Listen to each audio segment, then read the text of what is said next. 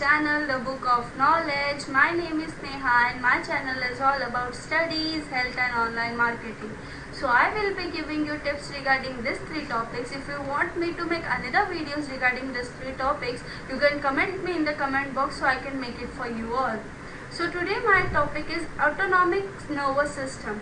As I told you in the previous video that in human nervous system video that there are three types of nervous system: central nervous system, peripheral nervous system and autonomic nervous system.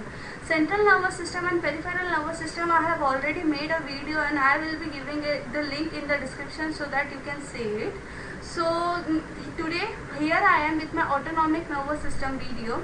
So let me jump to my screen so that I can show you all. So as you can see I am sharing my screen with you all.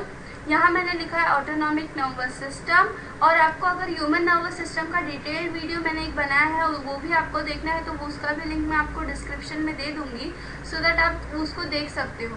तो first आते हैं the autonomic nervous system consist of the nerves of involuntary organs like the heart, lungs, stomach etcetera.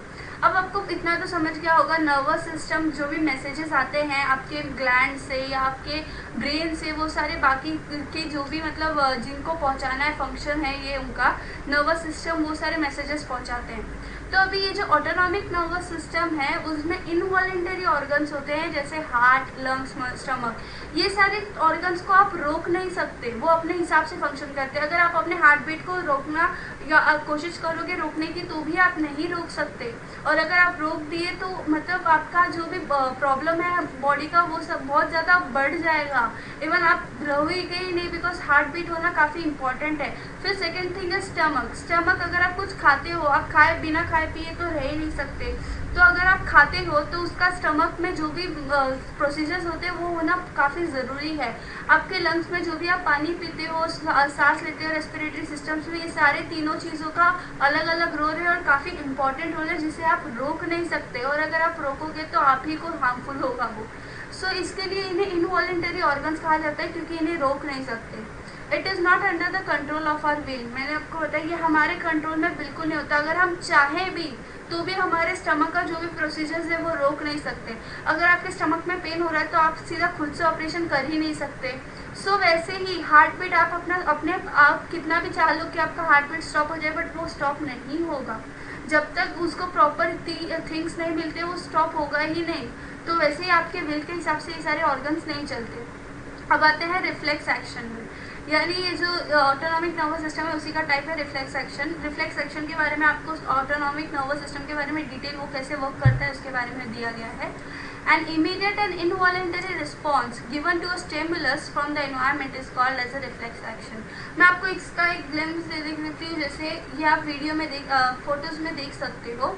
यहाँ एक candle रखा है, suppose आपके सामने एक कैंडल रखा है, आप कुछ काम कर रहे हो और बाय मिस्टेकली आपका जो हाथ है वो कैंडल पे चला जाता है।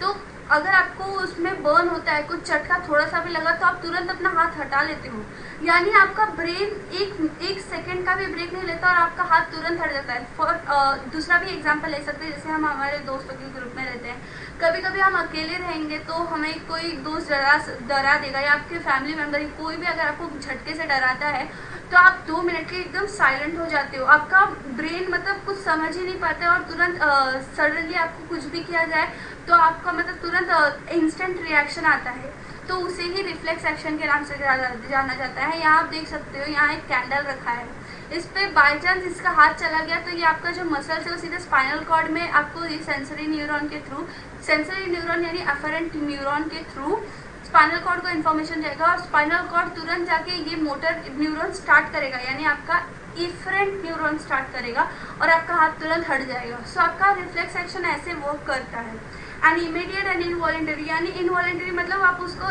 इमीडिएट यानी तुरंत, और इनवॉलेंटरी मतलब आप उसको रोक नहीं सकते। अगर आपको झटका लग रहा है तो आप उसको जानबूझ के अपना हाथ तो उसमें रखोगे ही नहीं बिकॉज वो ज़्यादा बर्न होता जाएगा, आपको समझ रहा है, और उसमें आपके ब्रेन भी कुछ नहीं करेगा, आपका हाथ तुरंत हिल ही जाएगा। वैसे ही involuntary response given to a stimulus, यानी वो जो अभी ये जो कैंडल है वो एक स्टिमुलस का काम करता है और आपका जो हाथ है वो रिसेप्टर का काम करता है।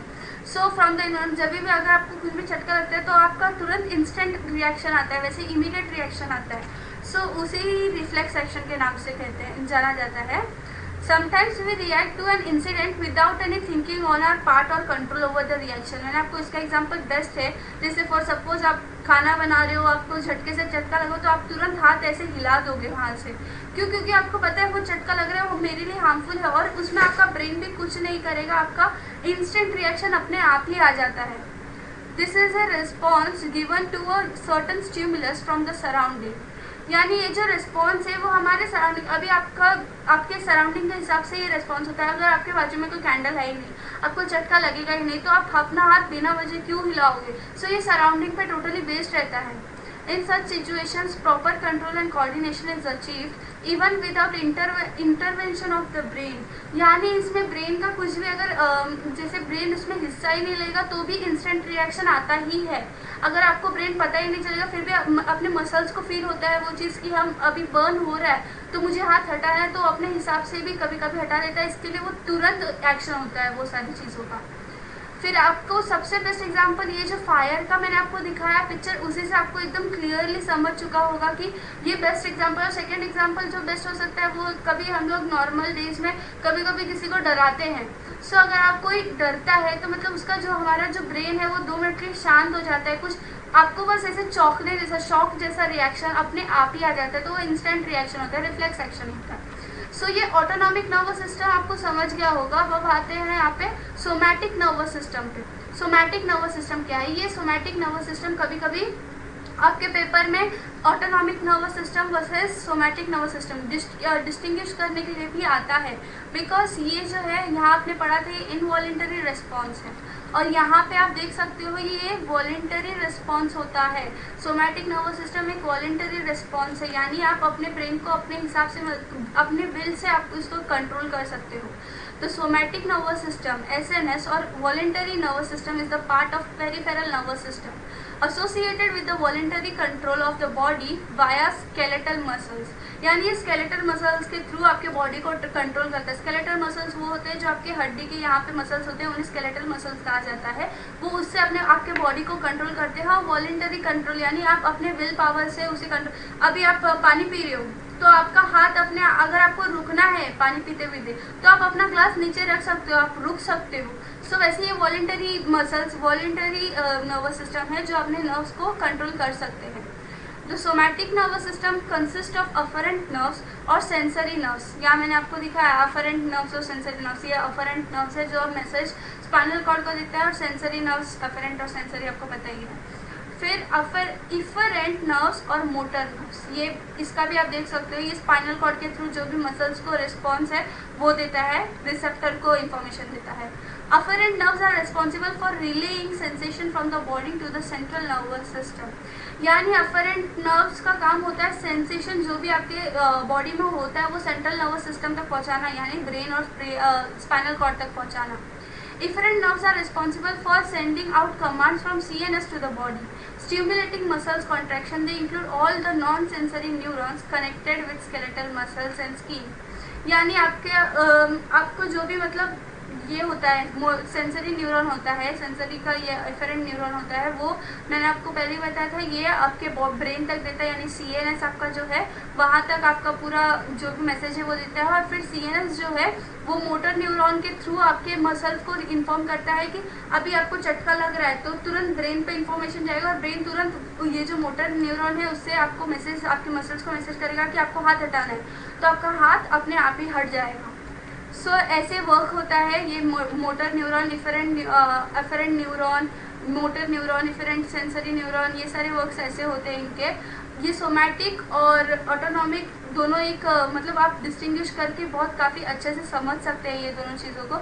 सबसे फर्स्ट इनका डिस्टिंग्विश वही है कि इनवॉलेंटरी है और ये वॉलेंटरी है, ये सारी चीज़ें हैं इनके डिफरेंसेस। अब यहाँ पे आप देख सकते हो सोमैटिक नर्वस सिस्टम में क्या क्या आता है, ब्रेन, स्पाइनल कॉर्ड, ये आपका मैंने आपको दिखाया था ये सेल सिस्टम, फिर ये सारे जो ये आप मैंने आपको जैसे बताया ये सारे ब्रेन, स्पाइनल कॉर्ड से बाकी के हिस्सों में आपके जो भी हैं नर्व्स, वहाँ पे आपका जो भी इंफॉर्मेशन है वो देते हैं।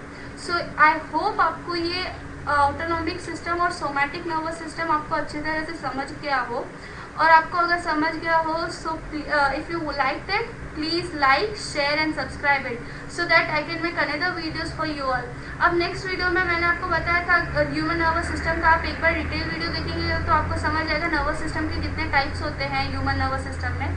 तो उसका जो सेकेंड टाइप है उसका वीडियो मैं आपको नेक्स्ट बना के दे दूँगी, उसका नाम है केमिकल कंट्रोल, वो मैं आपको नेक्स्ट वीडियो में बना के दे दूँगी। सो तब तक देखते रहिए the book of knowledge. Thank you for watching, bye bye.